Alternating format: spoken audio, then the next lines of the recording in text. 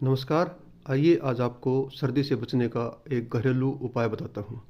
यह घरेलू उपाय ही नहीं, आयुर्वेद का महान योग है। महान महर्षि श्री वाघभट द्वारा रचित यह शास्त्रीय औषधि है। बहुत ही गुणकारी है। केवल सर्दी से ही नहीं बचाती, यह ब्लड कोलेस्ट्रॉल को, शुगर को और अन्य हार्मोन को भी नियंत्रित करती है। बहुत ही आसान और मामूली सी चीज़, लेकिन बहुत ही विशेष गुणकारी है।